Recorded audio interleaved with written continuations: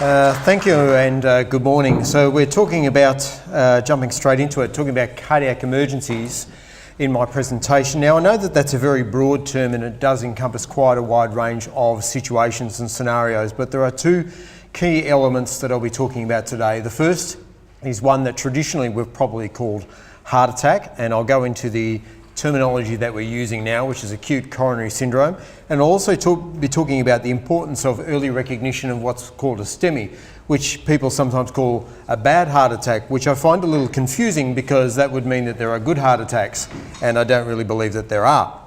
But we're going to be focusing on that, and we're also going to be talking about the critical elements of resuscitation, because there is a large body of evidence now that's suggesting that we need to tidy up on a few areas when it comes down to resuscitation. But we're going to start off looking at cardiac emergencies. Today we're focusing on this middle one here, which is the present. So we're talking about current practices, how we deal with this situation, and early recognition and management. And the reason why we're talking about that is because, as Harry was talking to you about before, deaths are commonly attributed to people under 45, are usually traumatic causes. For those who are over 45 or 50, it's actually cardiac problems are the most common cause of death. And so from a clinical perspective, they're also one of the most serious common presentations. So statistically, if you have a medical emergency in your environment, it's probably most likely going to be a heart attack or something similar in its nature. That's just simply statistically driven, okay? So we're focusing today on the present, which is what our current mode of practice, but you're all in a frontline environment, and that's something that's continuously changing, and it will continue to do so. Because what we have now is evidence is available more abundantly than it ever was. And we have more people conducting research, and we have technology being able to distribute that research and that evidence so rapidly that things are changing before we've even let the last thing sink into our minds. And so that means that in your environment, that's something that's going to impact on you as well, because technology is one of those things that will continue to influence how we do things. And I'll talk a little bit more about that later. But the reason why we need to understand that, those three dimensions, past, present and future, is because while we're talking about here and now today, things keep changing. So we have to have that mindset that things are probably going to change in a completely different direction. And there are some things that I'll talk about today and examples of things that we're doing today where 20 or 30 years ago, if you said, this is where we're headed, people would have shook their head and said, no, that'll never happen. And yet here we are. So it provides a bit of perspective as to, nothing's really impossible. And so these things are constantly changing. So in order to get a grasp on that, we're going to have a quick look at the past and some current practices of where we are now and where we started off. So we look at the first thing there. It's in the late 1960s where CPR or chest compressions first came about. Now here's the interesting part about that. The only people that were allowed to do chest compressions in the late 60s, early 70s were doctors. Now look at where we're at now. You call 000, you have no knowledge of how to do CPR, and the operator will read a script to you to get you to perform CPR before paramedics arrive. Now if you had said that in the early 70s, we're going to get lay people to do this with no training, they would have flipped. And even those of you who have been doing this for a while, 10, 20 years ago, you can't do CPR unless you've been trained to do it. And so things have changed extraordinarily over the years. In the early 1970s, the whole concept of ambulance moved to its current model of advanced life support. And that was the introduction of what they called the MICA model, Mobile Intensive Care Ambulance. It's interesting though that it was about nearly 30 years later that Queensland introduced that, but that's a different thing. It was in the early 70s that CPR was standard practice, probably not to the late 70s that CPR was actually taught to lay people. Some of those interventions didn't exist. For example, we know all about angiograms and bypass surgery and getting stents put in, but in the 1980s that never existed. So we're now in a situation where we can have a greater impact. As a result, the life expectancy back then was about 67 to 69. The average life expectancy just went up last year to 80 to 82. The reason? Because we have these interventions that are keeping us alive longer, whereas previously we didn't have those interventions. Back then also there was limited use in terms of medicines to try and dissolve clots to actually stop you from dying in that first few hours. And now we have extraordinary changes where we have new generation drugs that are quite abundantly used, so much so that, again, if you flash back then and said, you know, in the future paramedics will be doing this in your own home before you even leave the house, people would have said, no, it's too dangerous, won't happen. And yet that's what we're doing now. So you can never say never, really, because these things continuously change. Defibrillators, I'm sure you'll remember that as well, same thing. Only doctors could do it, then it was only paramedics could do it, and then AEDs came in and changed everything. But then when you saw AEDs introduced, you had to do a course, you couldn't touch it. Now we're saying to people, if you're at the airport and someone's dropped, go grab it and use it. So you can see how we've changed. All these things keep changing, and we have to be open to that change, that we are going to play completely different roles in 10 or 20 years' time. So ECG, the 12-lead ECG, which provides a pretty good mapping of what's going on in the heart, was something, again, that was only ever done in hospital. But then someone scratched their heads and thought, well, why aren't we doing this sooner? Why aren't paramedics doing that? And again, it's been introduced. So if we look at the paramedic model, and there's a lovely picture here which shows before and after. The one on the left is the very first Mica ambulance in 1971 in Melbourne. And that's what and the people in those, or that level of skill, is now referred to as intensive care or critical care paramedics. And the one on the right is one in Sydney. So getting around on motorcycles now, because we know we can get you much faster. So Melbourne, Adelaide, Sydney all have motorcycles. London has had them for about 25 years. And because we know we need to get to this person quickly. The stretcher and the getting to hospital bit is secondary. We need to get to the patient, and we need to provide urgent life support in the early stage. So you can see how we've gone from one huge vehicle there to something with all the gear and the drugs all packed into one area. But obviously technology has improved that, able to shrink down a lot of that gear as well, which certainly helps. Quick overview of the heart. We're going to look at the outside of the heart. The heart is a muscle. So in order to continue beating, it needs nutrients, and the most commonly used one that it can't really survive too long without is oxygen. And so the brain, a little more fragile, can suffer damage within minutes, but we've probably got a couple of hours with the heart. So it's a little more dynamic and can actually survive a little bit longer. But you'll see on the outside of the heart there, we have the coronary arteries, or the vessels. So they feed the heart. It's constantly working. It does not stop, and it beats billions into the billions of time, about 2 or 2.5 billion times in your entire lifetime, based on that average life expectancy. So that means that if anything occludes that blood vessel, then it's big trouble. And we generically have always called that a heart attack, but we've got a new fancy name, which is acute coronary syndrome. Don't write that down, because it'll probably change by the time I finish this presentation. So, but due to our lifestyle, there are a lot of factors that will cause this plumbing to become clogged up.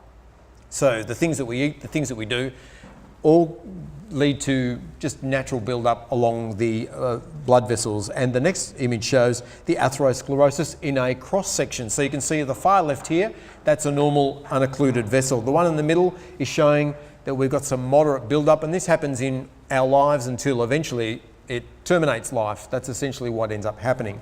And at the final stage there can be significant occlusion. It builds itself along the wall. Now the tricky part is, it doesn't just attach to the wall, it literally merges or dissolves into the wall.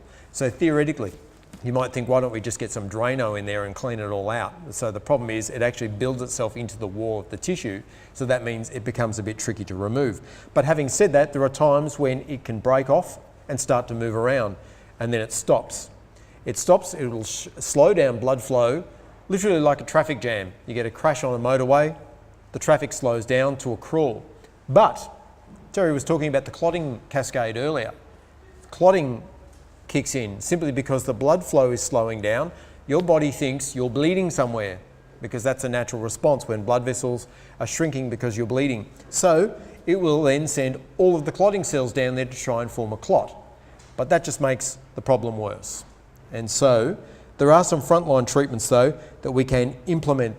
So we'll look at the image from a different angle, and you can certainly see a little bit of plaque builds up, and it just simply builds up on the vessel and it narrows it down. You've probably heard of the condition angina. It's a supply-demand issue.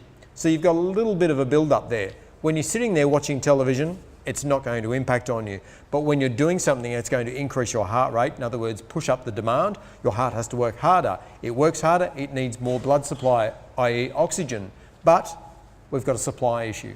The vessel is restricted and you can't get enough oxygen through, so that becomes a problem. And as I said, once a clot forms, it blocks off that vessel altogether. That's a big deal.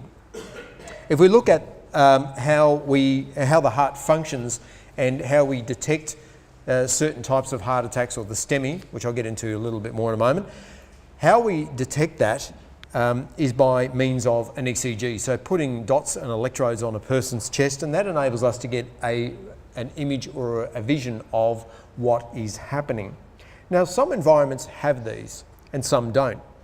If you were to get one at the moment, you're probably looking at about $4,000 upwards. They're not very portable. That would be in a medical centre. If you wanted something portable, you've got to go down the path of, you know, your Life Pack and your Corpulse Zol, which are more in the $20,000 range. So they're not cheap, they're not portable, but there are some technological changes which are going to change the game entirely, and we'll come back to that in a little while. But if we look at the heart here, we can certainly see that the way it contracts all the time is the same way all muscles in our body contract. They get an impulse, the electrical impulse that causes the muscle to contract. You can imagine, you know, when you get a static electricity or a shock, it causes the muscle to immediately contract and pull away. And that's essentially what muscles do. If you give them a charge, they will contract, and then without that continuation of the charge, they will release and relax back to their normal resting position. So when we look, don't knock out the plug.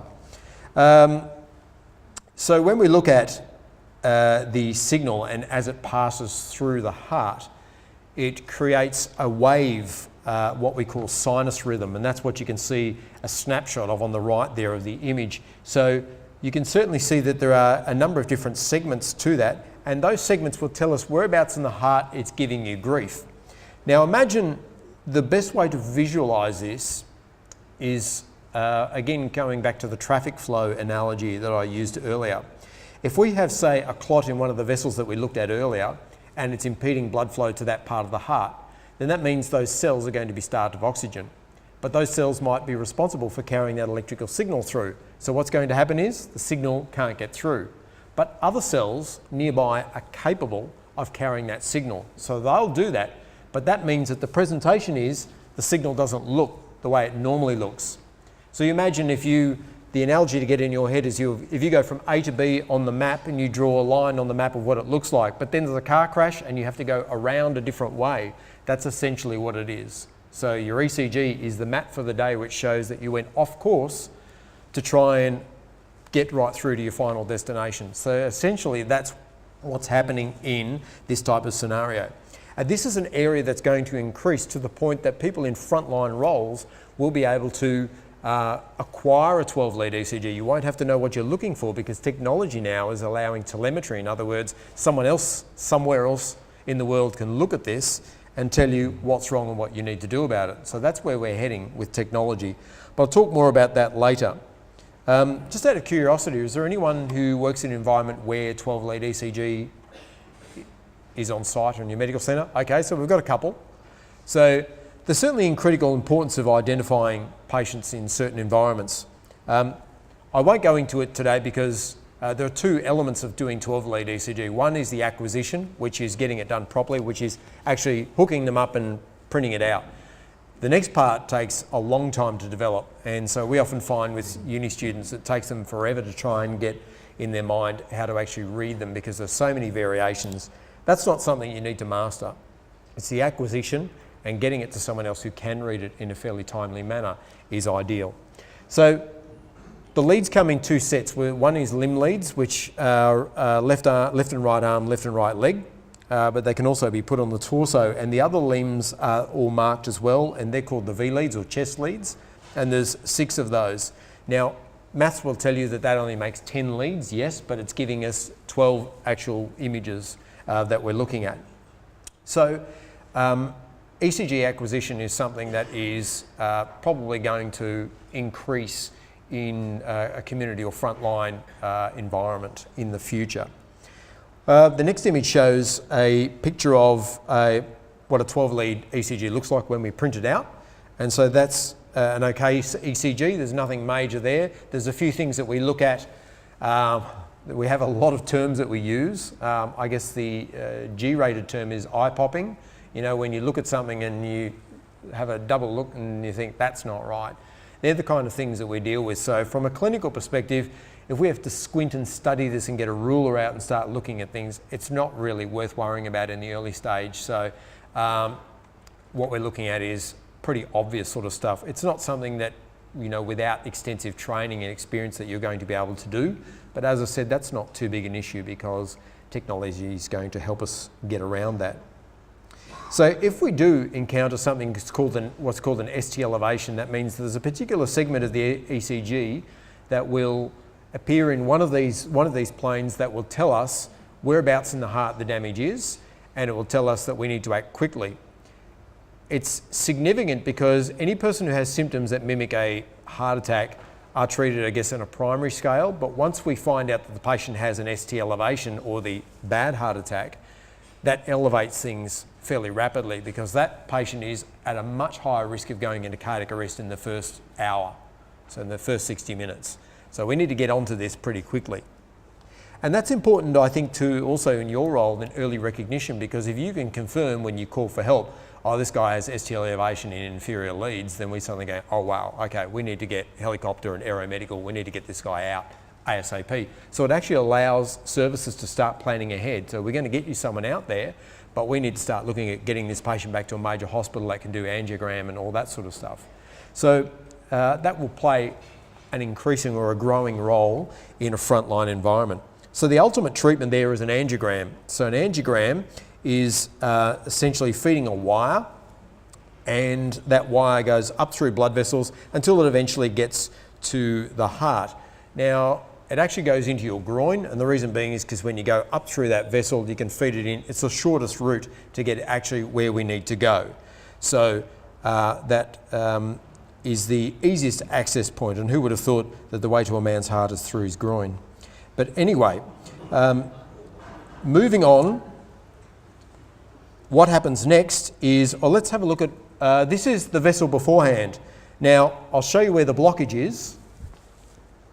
There's a vessel that comes down here, which you'll see in the next phase.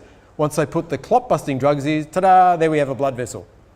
So you can see that one is completely occluded. So what's happened is that with the foreign matter has moved into the vessel and sat there, all the clotting cells have come in and done what they think is a good job, plugged up the hole, not good. So we need to get this fixed pretty quick. So there are some frontline treatments that we will implement as paramedics, but there are also some frontline things that in a medical centre or at a general practice that have to be done as well. And we'll talk more about the intervention shortly.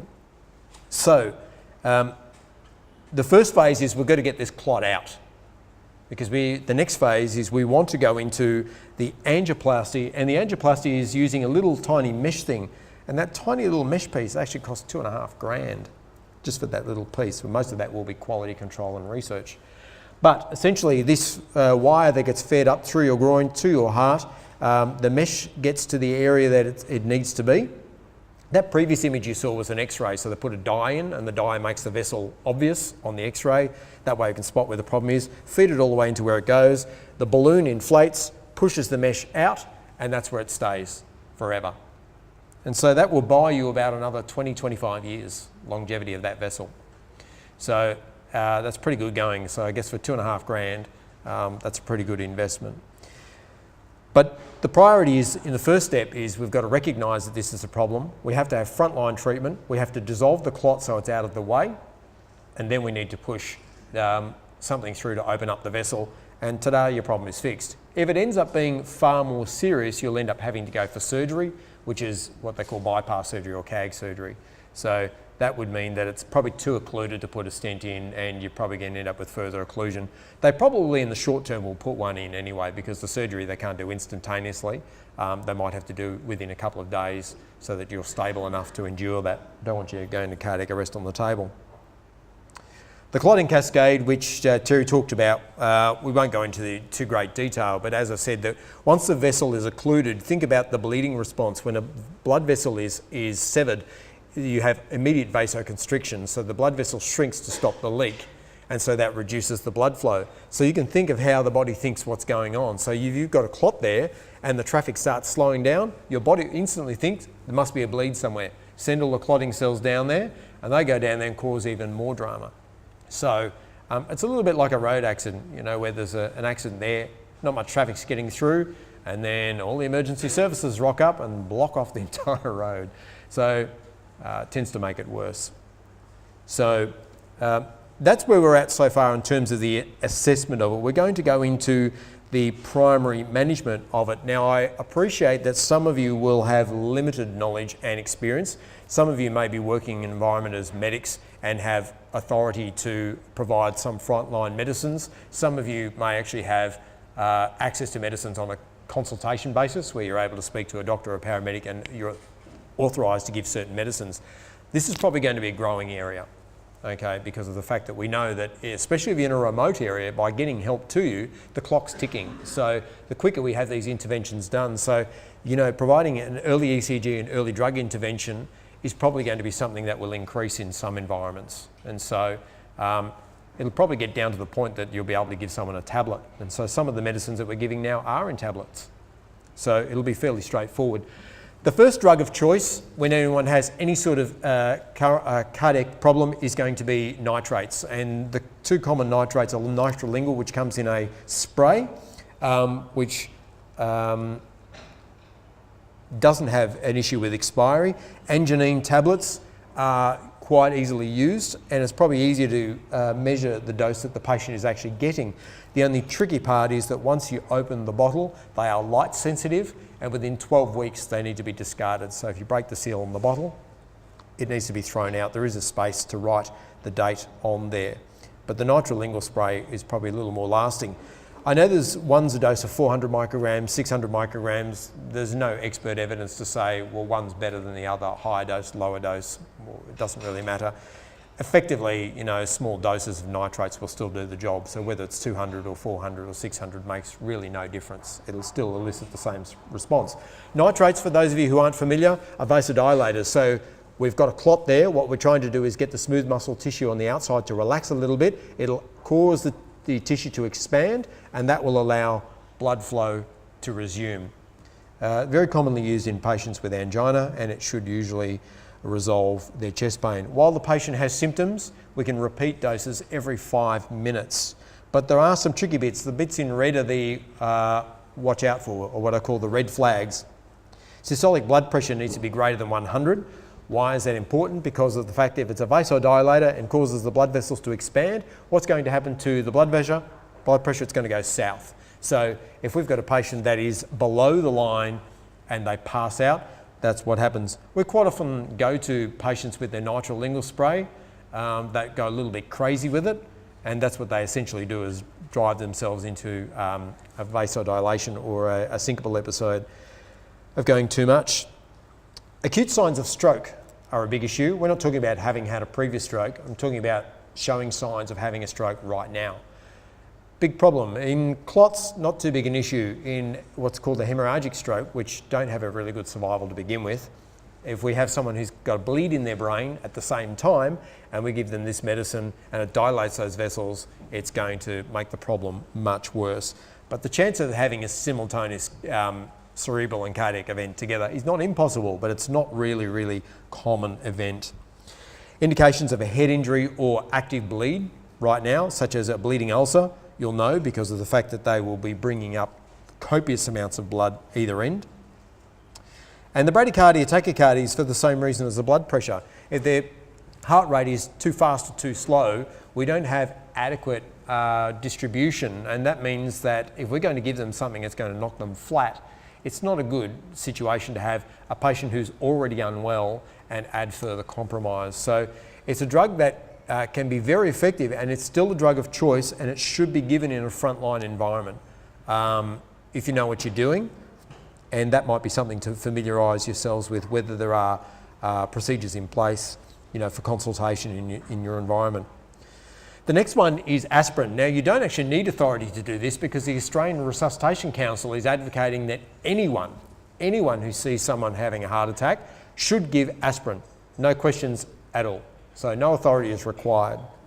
It's an S2 drug, and it's advocated that you should give it. And it's in a single 300 milligram tablet, which is a little bit larger than the average dose. If someone's taking Cartier or something, an average aspirin daily dose, it's only 100. You can give 300. The chance that that person would have exceeded their maximum daily amount of aspirin is highly unlikely. Patients who are going to be on high doses of aspirin are far more likely to be switched to something else. There's going to be another anti-clotting drug, or if they're really, really that bad, they're probably going to be on something heavyweight like warfarin.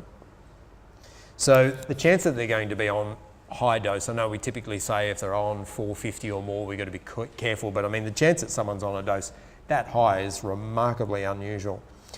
So it's to be given with a glass of water, a little sip of water, not a huge amount of water. The reason being is because everything in our body is distributed by water. So a little sip of water to get down. I don't know if anyone's ever tried to chew an aspirin.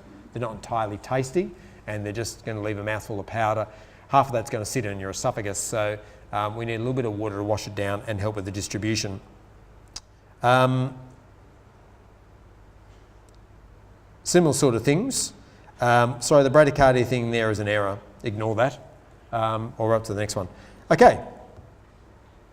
Antiemetics, so these are anti-vomit drugs and nausea vomiting medicines, and these are critical because if someone's having chest pain, those of you who have had vomiting before will certainly know how it feels. You can feel increased pressure in your chest and in your head, and that's simply because your heart and your brain are under enormous pressure in this circumstance. Not really good when someone's in that circumstance. So we really want to get nausea and vomiting in hand.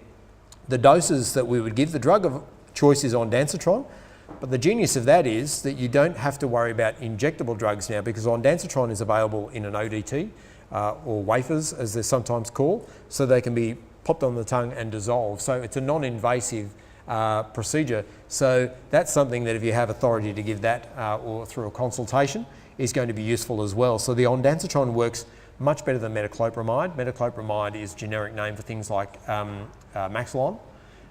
We tend not to use that anymore. In fact, Queensland Ambulance doesn't use it at all, and most Queensland emergency departments don't use them anymore, simply because the ondansetron has been proven to be firstly more effective, and secondly, in terms of dystonic reactions, which is like an allergic reaction but affects your nervous system, the risk of that is a little bit too funny. And the other thing too is not that it's going to affect cardiac patients, but in terms of treating paediatric patients, you can't give Maxilon to anyone under 16. If you do, you're dicing with trouble there. They're seriously notorious for having dystonic reactions.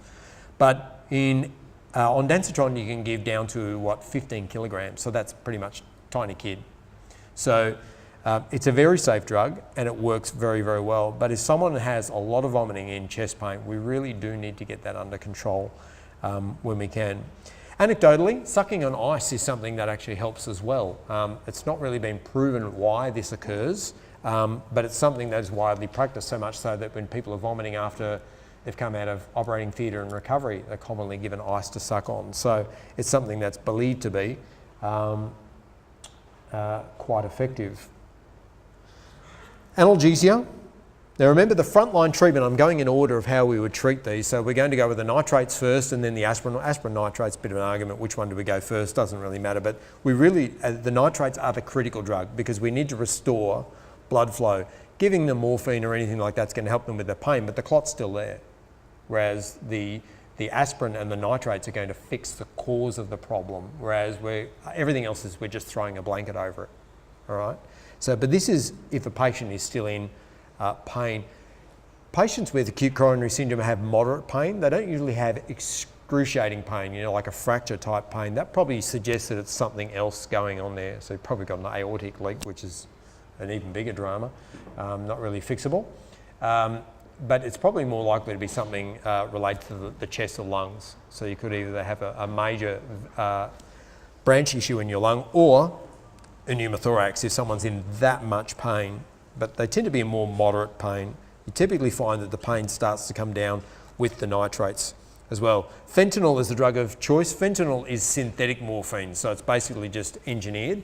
The benefit is it's is known to have less side effects. One of the side effects of morphine is to cause profound blood pressure drop, which we talked about earlier. With the nitrates on board, we need to be careful with that. But the benefit over morphine is that all of the other things such as dizziness and nausea and vomiting are less likely to occur. Still possible, but they're far less likely. And again, it is a much safer drug. So fentanyl is actually the preferred drug of choice for treating these. If you've got nothing else to give them and they're in extraordinary pain, you might be authorised to give them morphine. And the doses, if you're not experienced with it, if you've been given authority and they say, give them this, I certainly wouldn't be whacking them with 10 milligrams or 100 mics, because you're going to end up with a very unwell patient, because it's one of those things you can't press a button and undo it, reset it. It's once you're in, you're in. And so you can always go forward, but you can't go backward. So if you need to give more doses, I think that if you're inexperienced, you should always start with conservative doses. So, now oxygen. This is a contentious one here, because we've always given patients oxygen, which is interesting because it's all around you. People, when I walk in the room and say, I need oxygen, think, well, it's everywhere, just suck it in. So it's readily available. And we've always instinctively given patients oxygen for everything, in particular acute coronary syndrome. But now we've actually found that there's no real benefit in doing so. And so much so there's some scientific argument about whether it impacts on high levels of oxygen, impacting on the vessels, talk about dilation and constriction, suggesting that some peripheral blood vessels may actually constrict a little in high doses of oxygen. Given the fact that it's not going to provide any major benefit in most run-of-the-mill cases, we don't give that anymore. So the treatment with oxygen now is to simply, if they appear to be hypoxic, in other words, you'll certainly tell. And a lot of people will rely on pulse oximeters. Remember, when you're using any sort of technology, treat the patient, not the machine. So you look at a patient who's pale as a sheet of paper and pouring sweat, and you can feel a very weak pulse, and they've got a blood pressure of 80 systolic and a heart rate of 46. But the thing says it's 99%. So you've got an unwell patient. All right, so they are a useful tool, but they are by no means definitive. The old rule is if they look crook, they are crook. Simple way to go. Put it all together in your mind. So I'm not saying that we don't use oxygen. It still has a very important place, but what I'm saying is we don't just randomly give it to absolutely everybody. Someone who sprained an ankle, here, have some oxygen. So we're just cutting back and more appropriately looking at it. If we have mild hypoxia, we can just go with low doses of oxygen. We don't have to push it up to a very high level of oxygen. Nasal cannula with 2 to 4 litres is usually satisfactory. The Hudson mask that we all know about, or the oxygen therapy mask, usually we're sitting in a range of about 6 to 8 litres for delivery through that method. If it's lower than that, you need to go to a nasal prongs.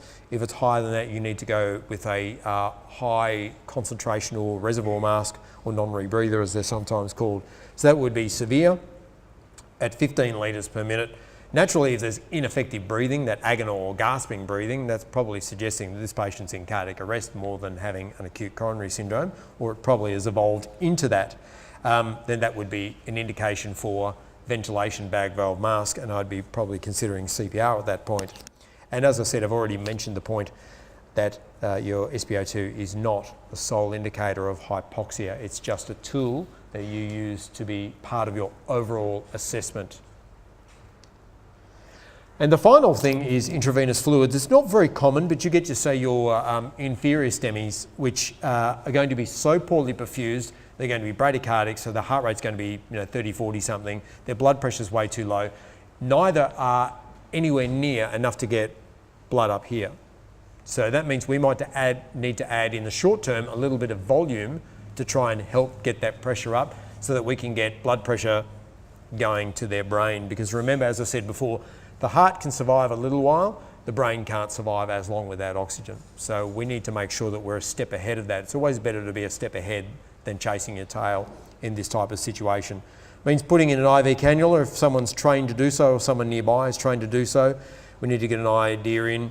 250 to half a litre sounds like a lot, but that's still, from a clinical perspective, a very conservative volume.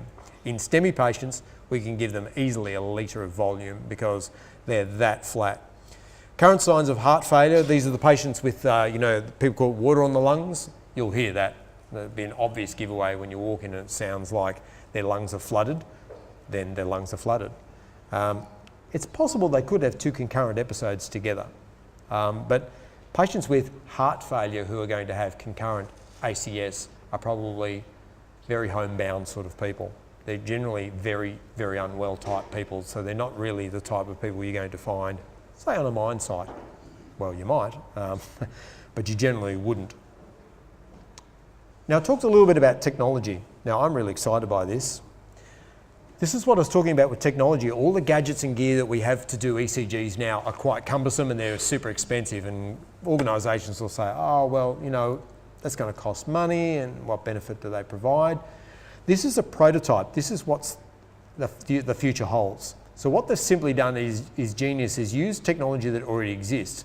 For example, in hospital, when you're in coronary care, you're not hooked up to the machine because you've got to get to the bathroom, and then the physio is going to get you up and walk you around and all these things. So when you're hooked up, you've got a little Bluetooth module that's battery powered and that's clipped onto your pants there so that you can get up and move around. And then that just sends it to the receiver and it displays it, and they can see everything that's going on with your heart.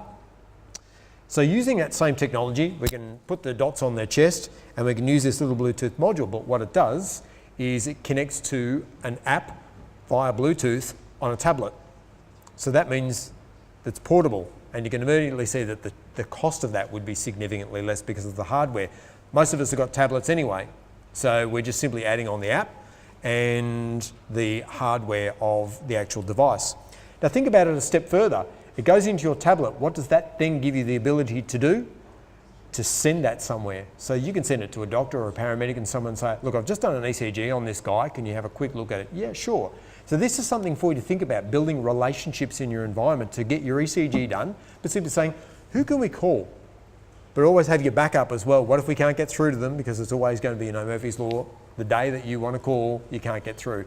So who can you access? It's got to be someone who knows a lot about ECGs. Just because you've got a clinical background doesn't mean that you're really good with them.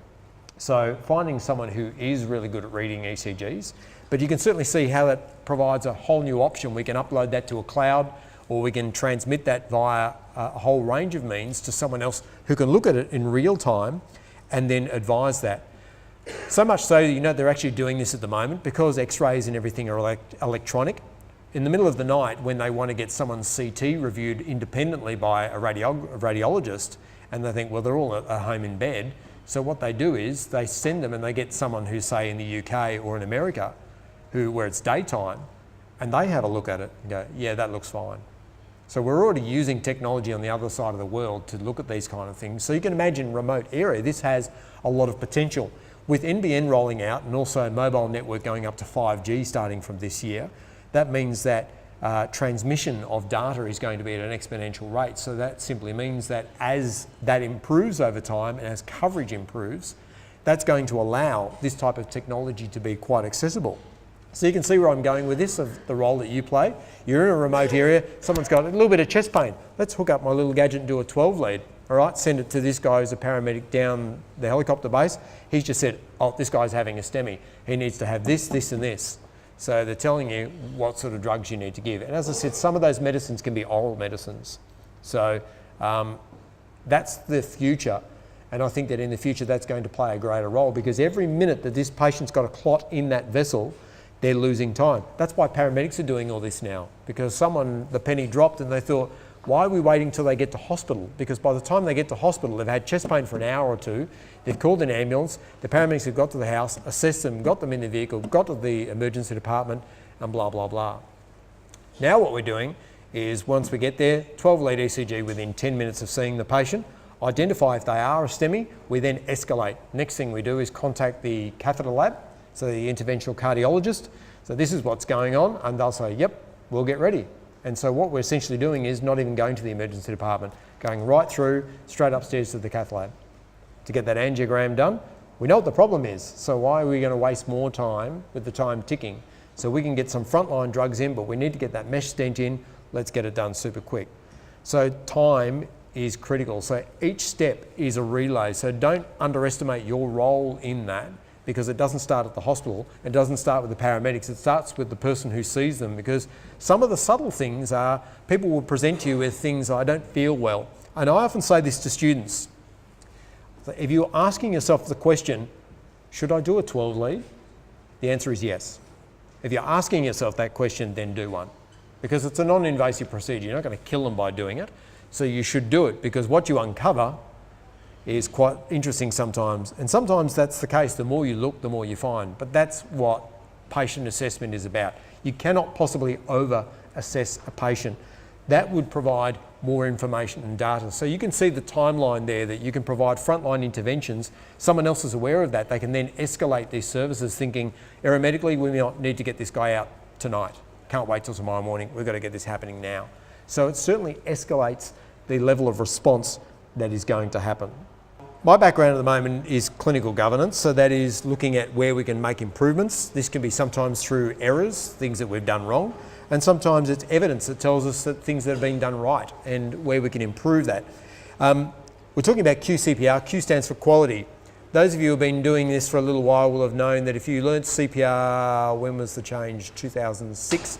So 12 plus years ago. Do you remember the old CPR methods where there was 1 operator, 2 operator, 15 to 2, and then it was 5 to 1, but then it was a child was 5 to 1 in 3 seconds, but 5 to 1 in 5 seconds it was a child, if it was an adult, but if there was 2 people there, and he's sitting there going, wait, hang on.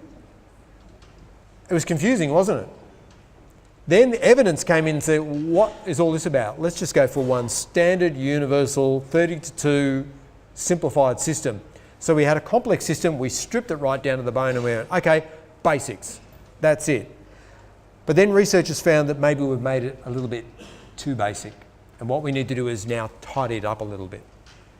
So what we're simply doing is we've lost all that excess weight and we're now going to build up some muscle in how we're going to provide effective resuscitation. So when we look at things from a clinical governance point of view, it's like a set of scales, like justice. We identified that there are flaws in the system, and there's no point complaining about them. We need to engineer ways in which we can improve the outcome of patients. And so the best way to look at that is in the scale there. So we'll certainly see that there are a number of things such as procedural reviews that identify where we need to make improvements. There can be audits, looking at our current snapshot of workload. We can look at research or even critical errors. Sometimes it does take something to go wrong for us to get on top of things. But everything has a solution. And so if we engineer ways in which we can improve that, we can review procedures and work practices and implement training and programs so that we can actually improve what we're doing. It's really not satisfactory to, if there is a clinical error, for example, to cane someone for that, because there are reasons why things go wrong if there is a clinical error. And the best way to visualise that is the domino effect. We quite often pick up the last 3 dominoes saying this person didn't do these things, but why? What happened all the way down the line? Are there systematic failures? Is it lack of education? So we can't really blame the individual. We need to go all the way back to the root cause analysis and find out what went wrong. So globally now, QCPR is the concept. 5 key points to doing good CPR. So doing anything isn't really just acceptable anymore. And we're going into focusing on the top 5 elements. So the first element is a target rate of 100. Let's say 100 to 120, you need to be achieving at least 100. That's the aim, the minimum compressions that we need to. Less than that isn't going to be as effective. Big question that some people ask is, why have we stepped up the rate of compressions? Why are we going faster? Remember, this patient's heart is used to pumping at a point to keep the blood pressure at a certain point, but we're trying to artificially generate that. So if we go faster and more vigorously, we can hopefully generate a reasonable amount of blood pressure to actually shift the blood. The rate is fine, but we need to move blood, and that's where the rate comes in, by doing it faster. And that's one of the other points I'll get to in a moment. Adequate compression depth. The depth that we need to be trying to achieve is pushing down 2 inches or 5 centimetres, 1/3 of the depth of the patient's chest.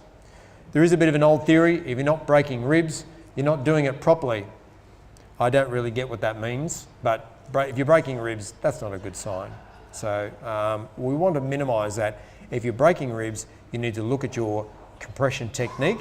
It doesn't need to be abrupt, it just needs to be nice and constant, pushing in rather than doing this jolt, jolt, jolt, jolt, because you're going to absolutely shock all of your joints in your body by doing that, and it doesn't effectively generate. Think about how the heart works. The heart just does that. It doesn't jolt every second. So we need to get it to simulate that.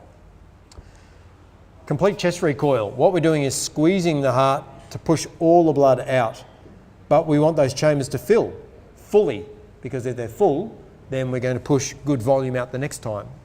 So that means we've got to come all the way up, keeping your hand on the chest, but pushing all the way down rather than sort of partially leaning on the chest. So pushing all the way down, all the way up, all the way down, all the way up with every compression. Minimal interruption is critical. And this is what I was talking about before about the generating blood pressure. We're going fast to generate good blood pressure to get the blood to move. So the longer we stop, the blood pressure is dropping. And so then we take time building it back up again. So in that entire time it's dropping and it takes us to get back to where we want it to be, we've lost considerable amount of effectiveness of our compressions. Minimal ventilation. We don't want to over-ventilate. If you're using a mask device or a bag valve mask, if you see the chest move, that's enough. Why is the chest moving upwards? Because the air is pushing it up. But we have a tendency, and we've always done this, over-ventilating patients. And that generates two problems. First thing is that it increases the space in the chest or the intrathoracic pressure. Now the problem is we're trying to get this heart to work effectively and push blood through the vessels. If you put pressure and tension in that chest, it puts pressure and tension on the vessels. And that means what's going in and out of them is reduced. So too much inflation increases too much pressure. The second point is, if you've got a person that's refluxing, in other words, bringing up, aspirating, bringing up vomit, that's probably a sign that you are aggressively ventilating. So you might need to look at your technique, making sure you've got full jaw lift and head extension, and that you're squeezing a bag very gently, not trying to blast their lungs.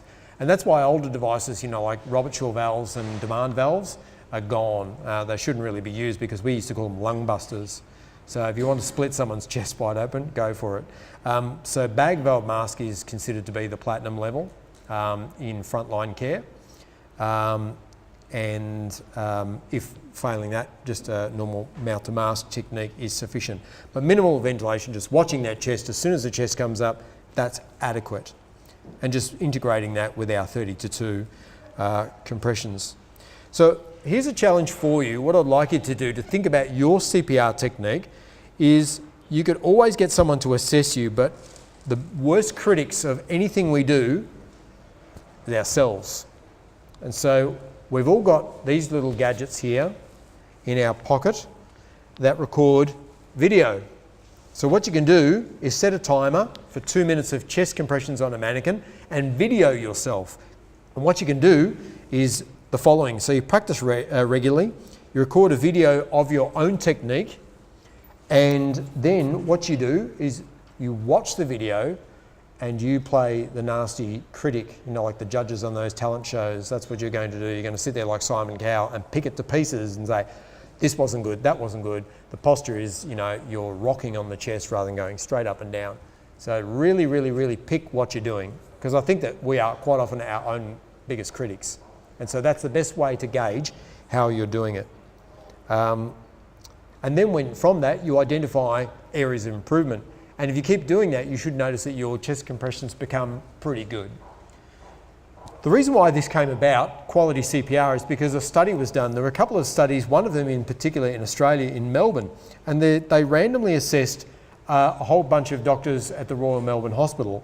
And they were fairly junior doctors, but what they did is they put them through a cardiac arrest scenario and saw how they went. And if you look at a scale of, score of 100%, it's broken up almost evenly, like 20 in each group. So 20% were only in the 80 percentile, and then it went all the way down. So that's frightening to think that a lot of them were actually below 60% in the quality of their resus. And someone thought, why is this the case?